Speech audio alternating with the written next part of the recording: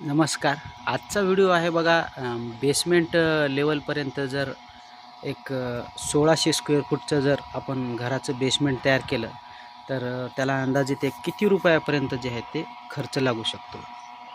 तर आता आपण बघू शकता हे पूर्ण साईड जे आहे ते बेसमेंट लेवलपर्यंत जे आहे ते विटाचं बांधकाम जे आहे ते पूर्ण झालेलं आहे आणि काही ठिकाणी जे आहे ते एक थोडं जॉईंट जे आहे ते हे राहून गेलेलं आहे. तिथे एक जॉईंट राहिलेला आहे आणि त्याच्यानंतर जे आहे तो पाठीमागे एक जे आहे कंपाऊंड वॉलचा जॉईंट तो एक राहिलेला आहे.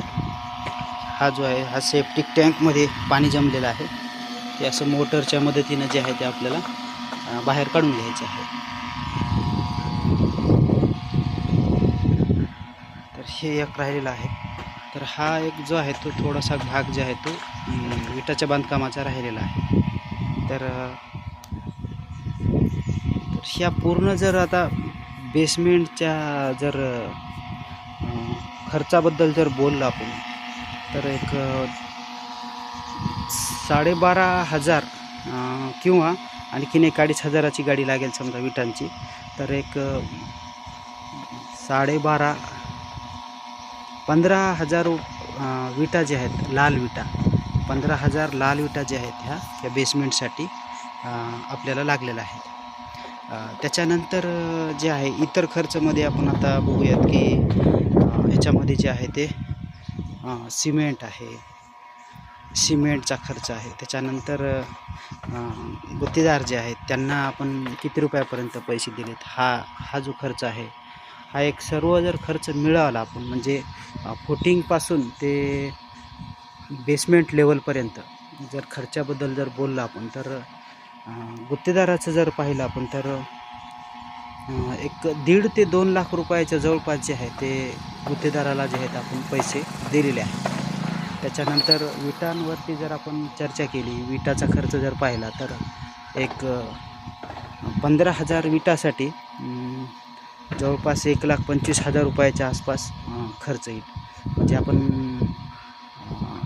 1,25,000 रुपये हा खर्च गृहीत धरूया. गुत्तेदाराचा आपण एक 1.5 लाख ते 2 लाख रुपये असं गृहीत धरूया आणि विटांचा जो खर्च आहे तो 1.25 लाख रुपये असा आहे. त्याच्यानंतर सिमेंटचा जो खर्च आहे तो खालून म्हणजे फुटिंगपासून ते म्हणजे PCCपासून ते इथपर्यंतचा जर संपूर्ण सिमेंटचा जर खर्च पाहिला तर एक 1.5 लाखाच्या आसपास तो देखील जातो. तर 1.5 लाख हे गुत्तेदारांचं जे आहे त्यांना आपण 1.5 लाखाचं पेमेंट केलं आहे आतापर्यंत. तर 1.5 आणि 1.5 ते 3 आणि हे विटांचा जो खर्च आहे एक 1.25 लाखाच्या जवळपासचा. तर 4.25 लाख रुपये विटांचा खर्च. त्याच्यामध्ये आपण वाळूचा जोडूयात. तर आता आपण बघू शकता की हे इकडं वाळू आहे टाकलेली, वाळू आहे. त्याच्यानंतर तिकडं गिट्टी आहे. तर वाळू जे आहे ते जवळपास 12 ब्रास म्हणजे एका टिप्परमध्ये जे आहे जनरली म्हणजे इकडच्या बाजूला जे आहे ते टिप्परच म्हणतात. तर एका टिप्परमध्ये 6 ब्रास वाळू येते. तर आतापर्यंत जे आहे ते 2 टिप्परच्या आसपास जे आहे ती वाळू लागलेली आहे. तर एका टिप्परचा जरी खर्च 40,000 रुपये जरी गृहीत धरला तर 80,000 रुपयाची वाळू होते. तर 4.25 लाख त्याच्यानंतर 80,000 म्हणजे एक 5,05,000 रुपये खर्च वाळूपर्यंतचा. आणि गिट्टीचा एक खर्च जर आपण पाहिला तर थोडं गिट्टीला खर्च जे आहे तो थोडा कमी लागतो. तरी देखील आपण एक 40,000च्या जवळपास जे आहे आपण गिट्टीचा खर्च गृहीत धरूया.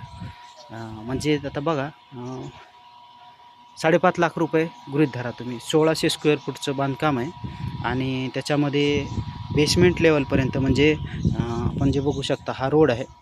या रोडपासून याची जी उंची आहे मी खाली जाऊन दाखवतो वाटलं तर. ह्या रोडपासून नाही का